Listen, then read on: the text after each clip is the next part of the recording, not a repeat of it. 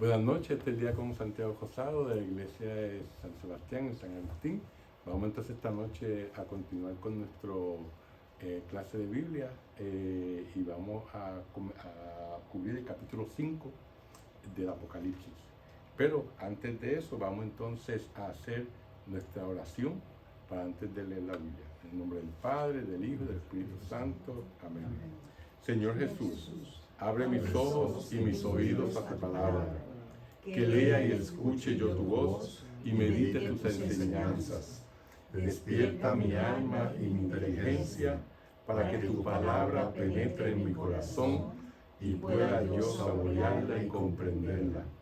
Dame una gran fe en ti para que tus palabras sean para mí otras tantas luces que me guíen hacia ti por los caminos de la justicia y de la verdad. Habla, Señor, que yo te escucho y deseo poner en práctica tu doctrina, porque tus palabras son para mí vida, gozo, paz y felicidad. Habla, Señor, tú eres mi Señor y Maestro, y no escucharé a nadie sino a ti. Amén. Bueno, vamos entonces a comenzar con el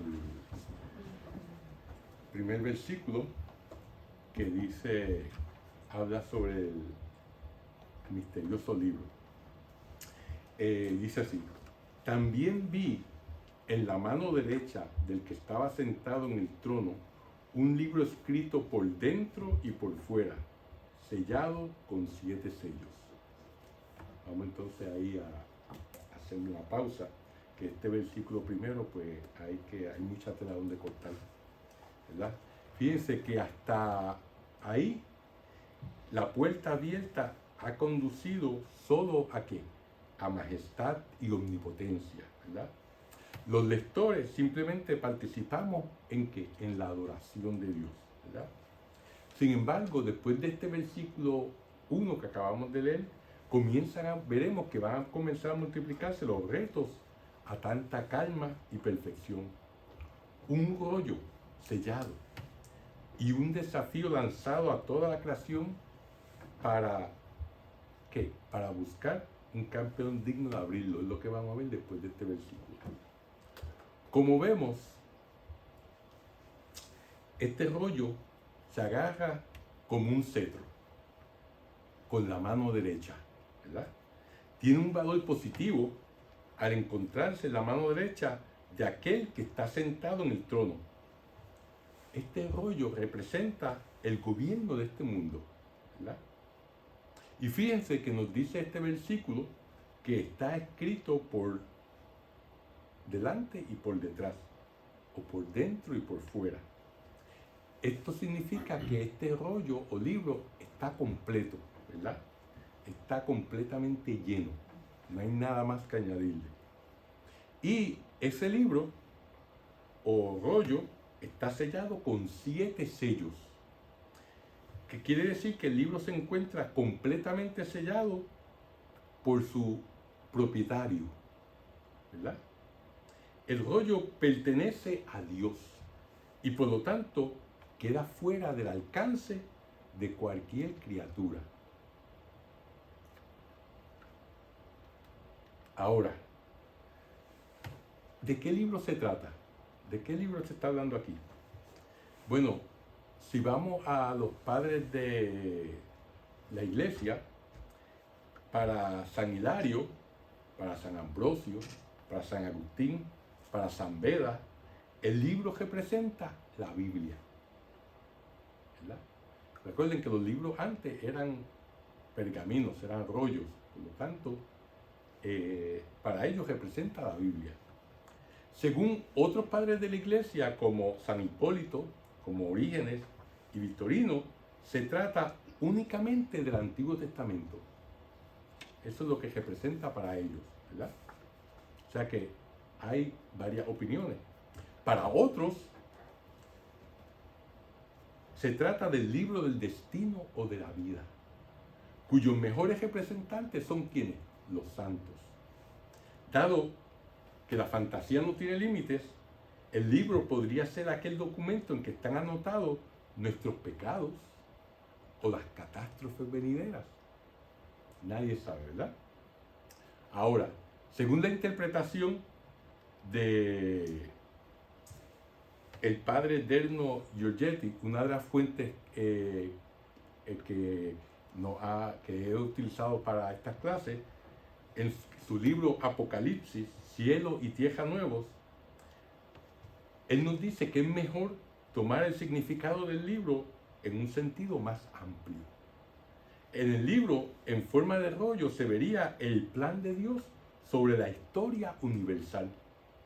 Se vería la historia del presente y la del futuro, ¿verdad?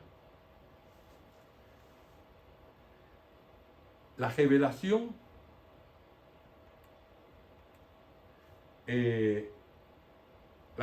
del libro es referente a la historia en la que se enfrentan los siervos de Dios y sus perseguidores. Es aquella historia en donde están metidas las iglesias de Juan con sus interrogantes, las 7 iglesias que hablamos en los capítulos anteriores, ¿verdad? Trata del silencio de Dios frente a la persecución y la muerte de los mártires. Es un plan de venganza contra las fuerzas demoníacas y al mismo tiempo un plan de salvación, ¿verdad? Eso es lo que este teólogo, su interpretación de lo que es el libro, ¿verdad? Ahora, otro teólogo, del cual también hemos tomado una fuente para esta clase, el teólogo Jeff Calvin, nos da otra perspectiva. Él nos dice que en este versículo vemos que este rollo está escrito por ambos lados. Esto nos recuerda el libro que nos habla el Éxodo 32, cuando Moisés traía las 2 tablas de los 10 mandamientos, ¿verdad? Y estas tablas, como nos dicen en el capítulo 32 del Éxodo, estaban escritas y grabadas por ambos lados, ya que era un documento de la alianza de Dios con su pueblo. ¿Ya? Cuando el pueblo está esperando en la falda del monte Sinai, y Moisés fue por 40 días, y ahí entonces Dios escribió las tablas de los 10 mandamientos, ¿verdad? Este rollo que está en su mano derecha, aquí en el Apocalipsis, y que está escrito por ambos lados, también es un documento de la alianza entre Dios y los hombres, nos dice Jeff Calvin. Fíjense que este rollo tiene 7 sellos. Típicamente en el primer siglo, si alguien estaba escribiendo un testamento, buscaba 6 testigos para que con él mismo fueran 7. Y así todos pusieran sus sellos en el documento. En otras palabras, uno tenía 7 testigos que ponían su sello en un testamento. Eso era lo que se hacía en el siglo I. Esto se hacía ¿para qué? Para preservar su integridad de este documento. Por lo tanto, el rollo que estamos viendo aquí representa las promesas de la alianza de Dios que Dios ha hecho a través de la historia de la salvación, tomando en consideración los 7 sellos. Cristo es el único que cumple a plenitud la alianza de Dios, ¿verdad? Porque todos los seres humanos siempre hemos roto la alianza de que Dios tiene con nosotros, empezando con Adán y Eva hasta estos días, ¿verdad? Hasta cada uno de nosotros. Jesús es el único y digno para abrir los sellos de este documento de la alianza. El abrir el rollo es equivalente a cumplir las promesas de la alianza en su plenitud. Y Cristo es el único que puede revelar los misterios e interpretar correctamente la historia. Ahora, vamos entonces a leer los próximos versículos, del 2 al 5, que dicen así. Y vi a un ángel poderoso proclamar con gran voz: ¿quién es digno de abrir el libro y romper sus sellos? Y nadie, ni en el cielo ni en la tierra, ni debajo de la tierra, podía abrir el libro ni mirarlo. Yo lloraba mucho porque no se encontró a nadie digno de abrir el libro ni de mirarlo. Yo lloraba pero uno de los ancianos me dice, no llores, porque el león de la tribu de Judá, la raíz de David, ha vencido y puede abrir el libro y sus 7 sellos. Como seguimos viendo, en este capítulo 5 se nos dice que no había nadie, ni en el cielo ni en la tierra, que fuera capaz de abrir y leer el libro, ¿verdad? Todas las criaturas juntas no pueden penetrar en el misterio de Dios, ni tampoco pueden descifrar la historia humana. En otras palabras, la humanidad corrupta no puede salvarse por sí sola. Juan estaba llorando porque no se había encontrado a nadie que fuera digno para abrir el libro y nadie podía llevar a la plenitud las promesas de la alianza. Juan expresa la extrema angustia del ser humano, ¿verdad?, que no logra encontrar la explicación y el sentido de la existencia humana. Y como vemos en el pasaje que leímos, uno de los ancianos se acercó y le dijo, no llores más, acaba de triunfar el león de la tribu de Judá, el brote de David. Él abrió el libro y sus 7 sellos, que no es otro que Jesús, ¿verdad? Porque Él es el único digno de abrir el libro y los sellos.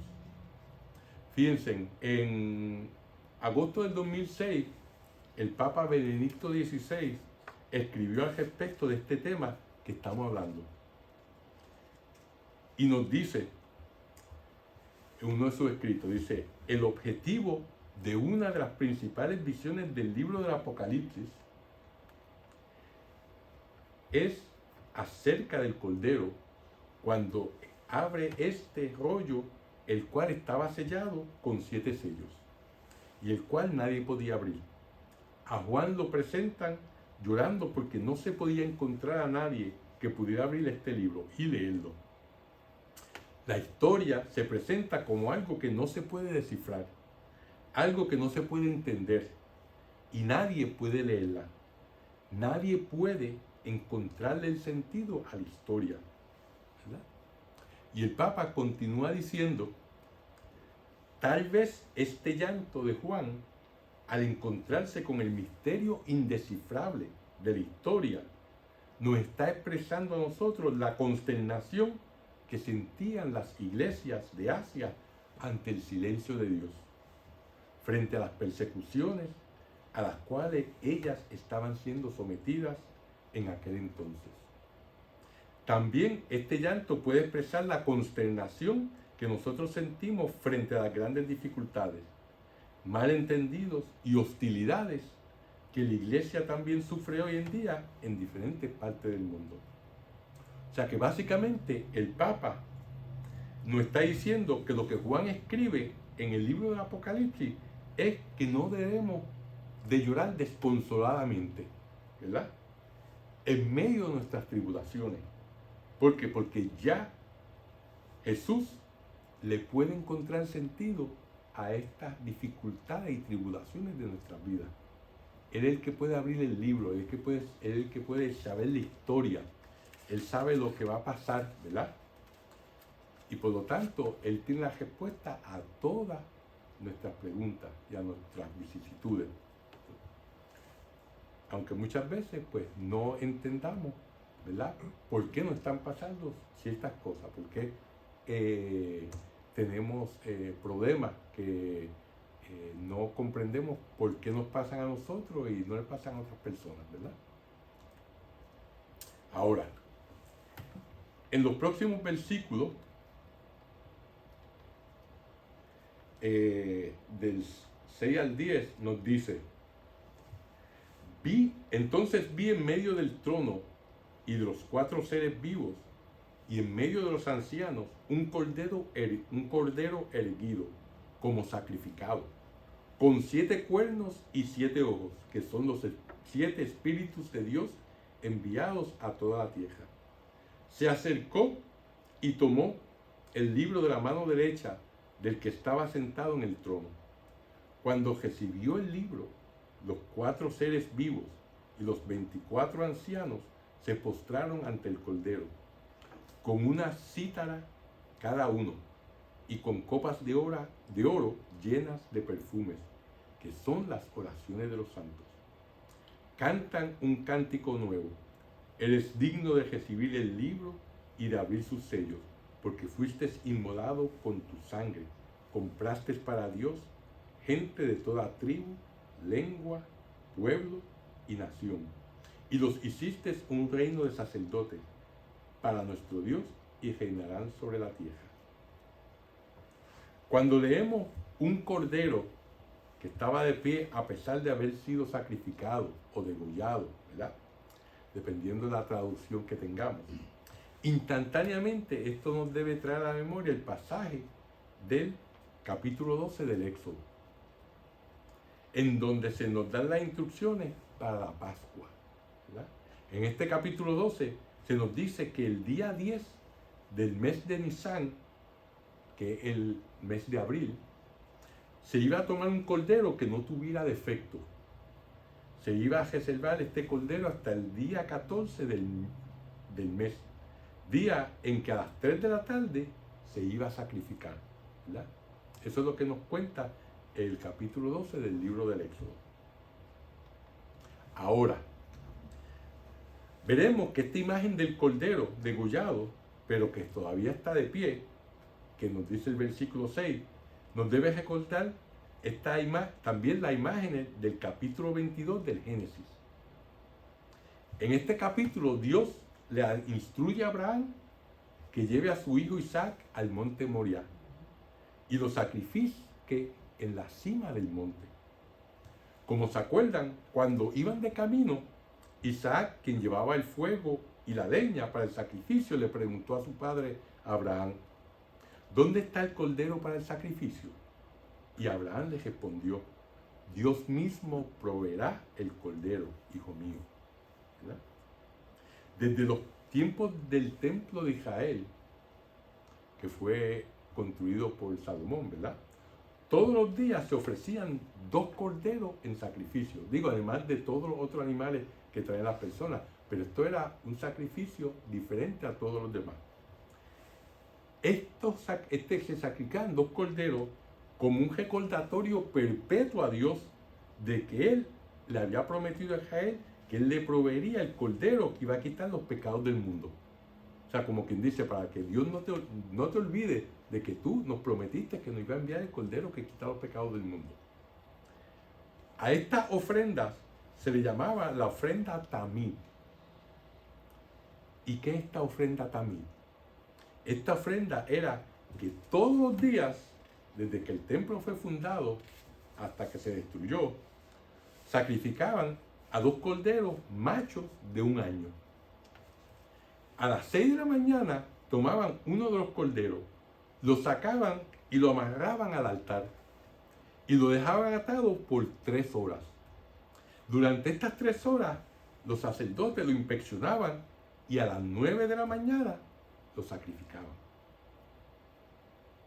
Luego, a las 12 del mediodía, sacaban el segundo cordero, lo amarraban al altar, lo inspeccionaban hasta las 3 de la tarde y luego lo sacrificaban a las 3 de la tarde.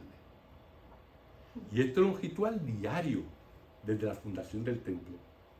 Y se suponía que se hiciera hasta el final de los tiempos, ¿verdad? Lo interesante de esto es que la palabra tamid significa en hebreo estar de pie.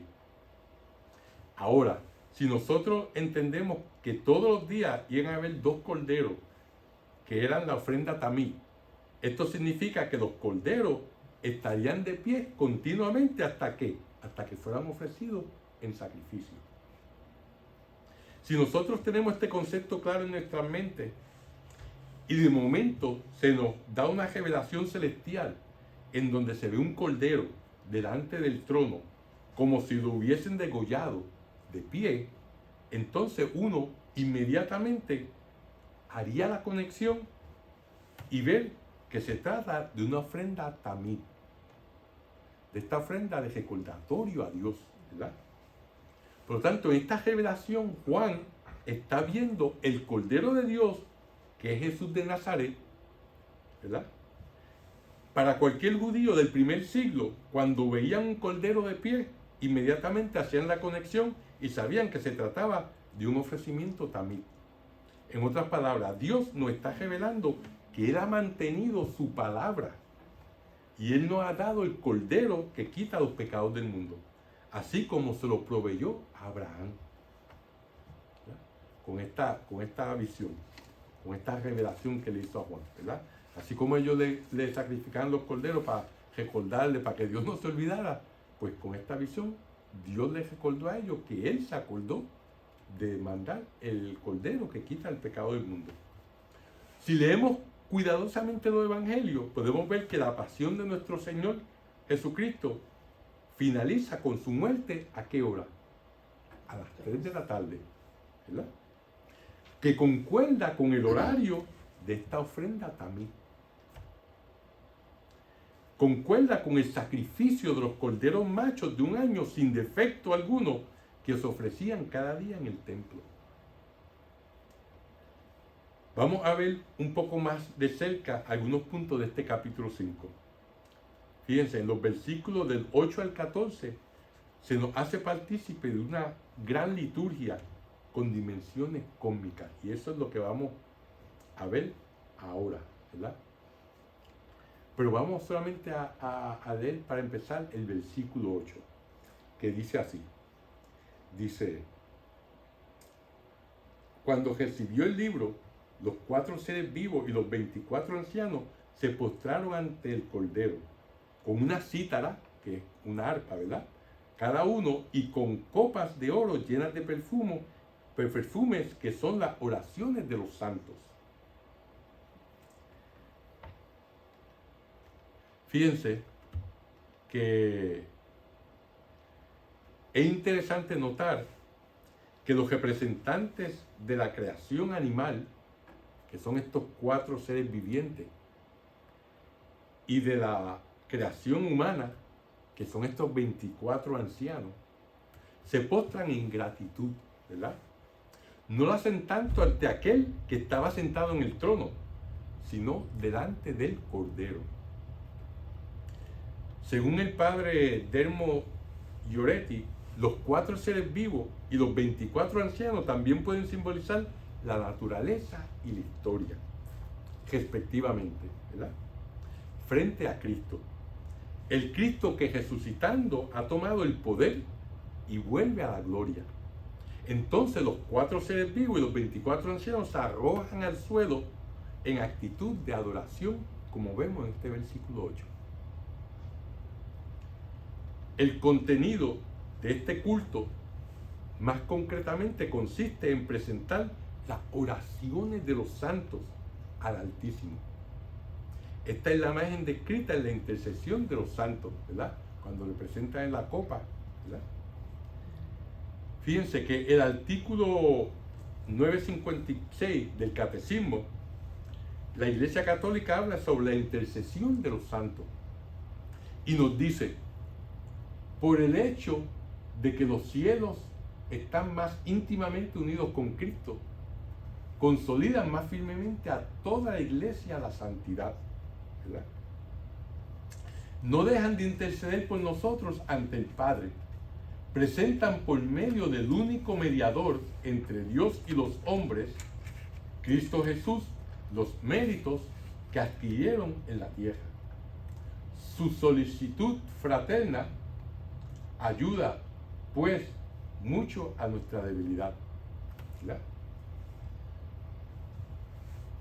O sea que esto nos explica la intercesión de los santos. Algo que, una cita que deja mucho que nos hace pensar, es la de Santo Domingo Guzmán, que dice: no lloréis, os seré más útil después de mi muerte y os ayudaré más eficazmente que durante mi vida, ¿verdad? Esta es una de las últimas palabras de consuelo que Santo Domingo de Guzmán le dice a sus hermanos religiosos, cuando él estaba moribundo, cuando estaba a punto de morirse, ¿verdad? Santo Domingo de Guzmán es el fundador de los dominicos, también llamado la Orden de los Predicadores, ¿verdad? ¿Por qué él les decía esto a ellos? Porque los santos en el cielo se preocupan por sus hermanos en la tierra y los fortalecen para que puedan afrontar todas las vicisitudes que tienen aquí en la tierra. Y una cosa sí que tenemos que tener claro que Jesús es el único intercesor entre nosotros y Dios Padre.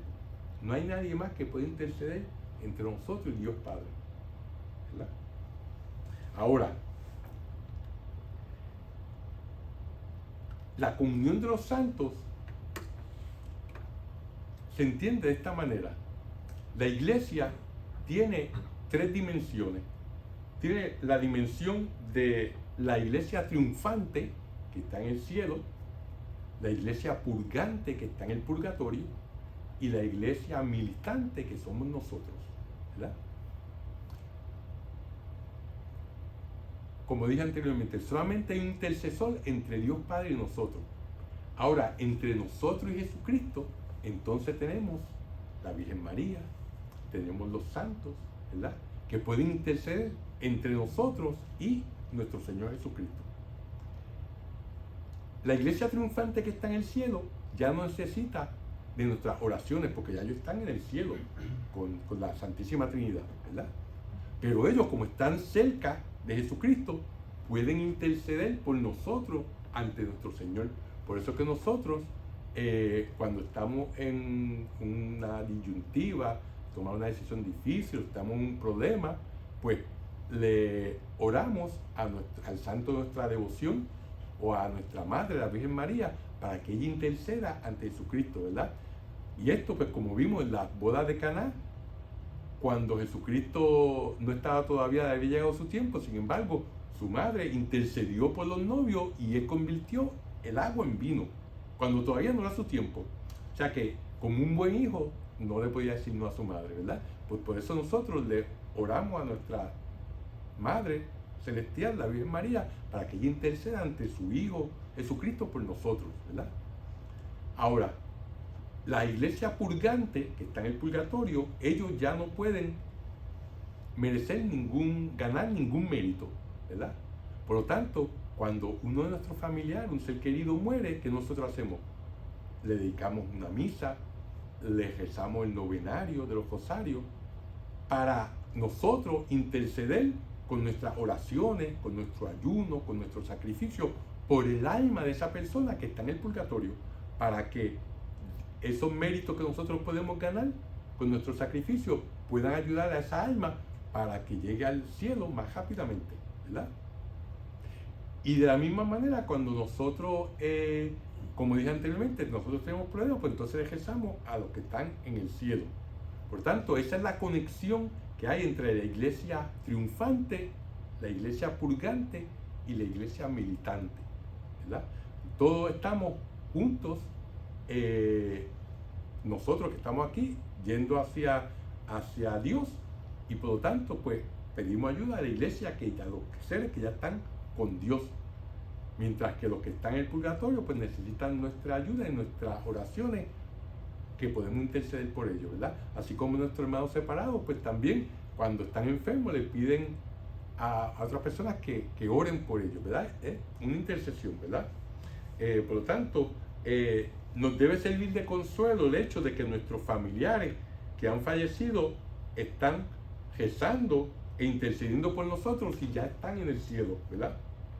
En uno de sus escritos, el Papa Juan Pablo II, San Juan Pablo II, nos dice que los niños que han muerto en el seno materno o que han sido víctimas del aborto interceden ante Dios por nosotros. Es increíble cómo todo este drama de la historia de la salvación viene a tener su culminación ¿en qué? En la misa, ¿verdad? Porque ahí es donde se une la iglesia triunfante, la iglesia purgante y la iglesia militante, cuando ocurre la consagración, que el sacerdote impone las manos y ese pan se convierte en el cuerpo de Cristo y del vino se convierte en la sangre de Cristo, ahí entonces se une el cielo y la tierra, ¿verdad? Como ya hemos dicho, es que la liturgia celeste está en unísono con la liturgia terrenal, ¿verdad? Y ahí entonces en ese momento se encuentra presente todos nuestros familiares que han fallecido, todos que están en el cielo, los que están en el purgatorio, junto a nosotros en ese momento en la misa, ¿verdad? Porque donde está Jesucristo, está todo el universo, ¿verdad? Bueno, vamos entonces a continuar con los próximos versículos del 9 al 14, que dice así: cantan un cántico nuevo, eres digno de recibir el libro y de abrir sus sellos, porque fuiste inmolado con tu sangre, y con tu sangre compraste para Dios gente de toda tribu, lengua, pueblo y nación, y lo hiciste un reino de sacerdotes para nuestro Dios, y reinarán sobre la tierra. En la visión oí un clamor de muchos ángeles que rodeaban el trono, y a los seres vivos y a los ancianos. Su número era de miriadas y millares de millares, que aclamaban con gran voz: digno es el Cordero inmolado de recibir el poder, la riqueza, la sabiduría, la fuerza, el honor, la gloria y la alabanza. Y a toda criatura que existe en el cielo y en la tierra, por debajo de la tierra y en el mar, y a todo cuanto existe en ellos, les oí decir: al que está sentado en el trono y al Cordero la alabanza, el honor, la gloria y el poder por los siglos de los siglos. Y los 4 seres vivos respondían: amén. Y los ancianos se postraron y adoraron. Fíjense que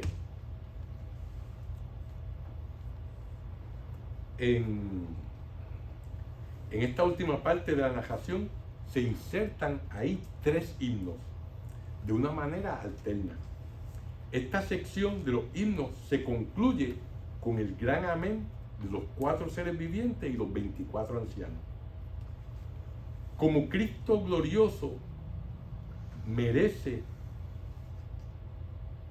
la misma adoración que el Padre, ¿verdad? La grandeza de Cristo Cordero viene reconocida y proclamada por el culto que recibe. En primer lugar, de los 4 vivientes y de los 24 ancianos. Luego de todos los ángeles y por último de la creación entera, que fue lo que acabamos de leer de los versículos 11 al 13.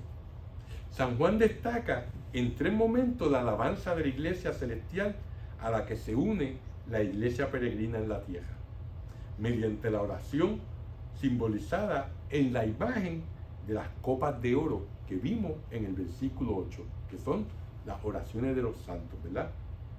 Fíjense que en los versículos del 9 al 10 oímos el canto nuevo dirigido al Cordero Redentor, ¿verdad? En este primer himno se llama canto nuevo. Esta expresión de canto nuevo se empieza a utilizar después del exilio babilónico, después que volvieron de Babilonia, cuando se vuelve a utilizar y se actualiza el antiguo canto triunfal de Moisés y su hermana Miriam o María después de la salida de Egipto y la derrota del faraón y su ejército en el Mar Rojo, que lo vemos en Éxodo 15, ¿verdad? O sea que después que los judíos salieron de Babilonia, volvieron a utilizar estos cantos de alabanza, de acción de gracia a Dios, y los llamaron canto nuevo, ¿verdad? Porque utilizaron como base ese canto que el pueblo de Israel hizo a Dios después que Dios lo salvó de las manos del faraón. Y este canto nuevo alcanza su sentido pleno en la nueva alianza, como vemos en el capítulo 8 de la carta a los Hebreos, en el versículo 13, que dice: al decir nueva, declaró anticuada la anterior. Y lo que se hace anticuado y envejece está a punto de desaparecer. O sea que al venir Jesucristo, ¿verdad?, vino a llevar a plenitud todo lo que no vino a eliminar, sino a llevar a su plenitud todo lo que había pasado en el Antiguo Testamento.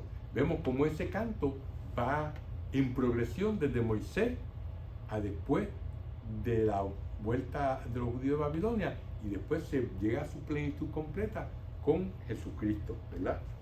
En la Pascua de Cristo, donde la nueva asamblea de los redimidos se expresa con un nuevo canto definitivo y eterno, que es el que acabamos de leer en estos versículos aquí en Apocalipsis, ¿verdad?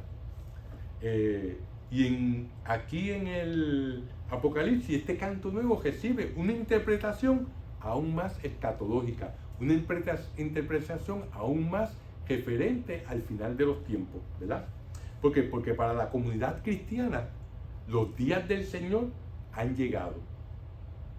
Ahora se puede entonar un cántico de acción de gracia y de alabanza por las maravillas que Dios cumplió, ¿verdad?, al enviar a su Hijo a que muriera por nosotros, a que nos salvara, ¿verdad? El segundo himno o cántico es la liturgia celeste que se hace universal y donde todos reconocen el Cordero Pascual como todopoderoso.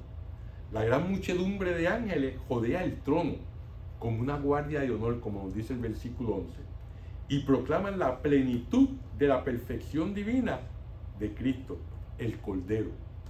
Ese cántico segundo es solamente dirigido al Cordero, a Cristo. Después del canto de las criaturas espirituales invisibles, ¿verdad?, que son los ángeles, resuena el himno de los seres materiales y visibles. Este es el tercer himno o cántico que está descrito en los versículos 13 y 14. Este cántico difiere del anterior porque además de dirigirse al Cordero, se está dirigiendo al que está sentado en el trono, o sea, Dios Padre, ¿verdad? Así se ponen a un mismo nivel divino a Dios Padre y al Cordero, Cristo. De esta forma culmina la alabanza universal y cósmica en honor del Cordero. Como se acuerdan que discutimos en la vez anterior de los gnósticos que decían que Jesucristo era una criatura y que Dios Padre, pues aquí Juan, en esta visión que tiene, nos deja claro de que el Cordero Jesucristo está al mismo nivel divino que Dios Padre, ¿verdad? Como en otros pasajes del Apocalipsis se habla del oficio de los ángeles en el cielo, en el versículo 11 que aquí acabamos de leer, así se pone de relieve su adoración y alabanza ante el trono de Dios, ¿verdad? Que eso lo vamos a ver cuando leamos el capítulo 7, versículo 11 de este libro de Apocalipsis. Su misión como ejecutores de los designios divinos, que lo vamos a ver en el capítulo 11, 16 y 22. Y su intercesión ante el Señor a favor de los hombres, como lo vamos a ver en el capítulo 8. O sea que esto nos dice José María Escrivá en uno de sus escritos, que eso es lo que el ángel guardián hace por nosotros. Debemos tratarlo como el mejor amigo de nosotros, porque el ángel que Dios nos ha dado para que nos cuide está a servicio de nosotros, ¿verdad? Está siempre con nosotros, y por lo tanto debemos siempre orarle a Él, así como le oramos a nuestro Señor, ¿verdad? Para que nos ayude en esos momentos difíciles. Después de estos tres himnos, entonces esto se cierra con el amén, ¿verdad?, que cierra esta visión preparatoria de los cuatro vivientes junto a la adoración de los 24 ancianos, ¿verdad? Y esto es lo que vemos en el versículo 14, ¿verdad? Quiero leérselo una vez más, que dice: y los cuatro seres vivos respondían amén, y los ancianos se postraron y adoraron. En el artículo 1062 del Catecismo de la Iglesia Católica se nos habla de esta palabra amén. Y nos dice que en hebreo, amén pertenece a la misma raíz que la palabra creer.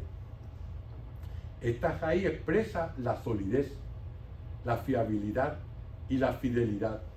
Así se comprende por qué el amén puede expresar tanto la fidelidad de Dios hacia nosotros como nuestra confianza en Él. Por eso cuando nosotros decimos amén, lo que estamos haciendo es verbalizar un juramento. Es renovar nuestra alianza con Dios, ¿verdad? Cuando el sacerdote nos da el cuerpo de Cristo, ¿verdad? Que decir, nos dice, este es el cuerpo de Cristo, que nosotros decimos amén, ¿verdad? En ese momento es cuando estamos reafirmando nuestra alianza con Dios. Como sabemos, durante toda la misa, continuamente decimos amén, amén, amén, que es lo mismo que se dice en la liturgia celestial. En la segunda carta a los Corintios, en el capítulo 1, versículo 20, San Pablo nos dice, porque cuantas promesas hay de Dios, en Él tienen su sí. Por eso también decimos por su mediación el amén a Dios para su gloria, ¿verdad? Como vemos en este pasaje, todas las promesas que Dios nos ha hecho se cumplen en Cristo. Y por eso decimos amén en su nombre, porque Cristo es fiel al cumplir todas las promesas de Dios. Por esta razón decimos el amén a través de Él, a través de su nombre, cuando vamos a dar gracias a Dios, ¿verdad? Por lo tanto, el amén que decimos en la misa durante la liturgia significa dos cosas. Primero, es un juramento a Dios. Y segundo, es un reconocimiento de que nuestra salvación depende solamente de la alianza establecida por Jesucristo. Ahora, podemos imaginarnos y recordar todos estos detalles cuando vamos a la misa. Cuando todas las veces que decimos amén, cuando decimos santo, santo, santo, cada vez que nos arrodillamos, cada vez que se usa el incienso, si verdaderamente logramos hacer esto, esto va a transformar nuestras vidas. Ahora, les voy a dar un adelanto de lo que vamos a hablar la próxima clase. Explicaré qué es lo que ocurre cuando se abren estos 7 sellos del rollo, ¿verdad? Con la apertura de los 7 sellos, el autor del Apocalipsis va mostrando el sentido profundo de la historia bajo el señorío de Cristo y el significado de las desgracias que afligen a la humanidad.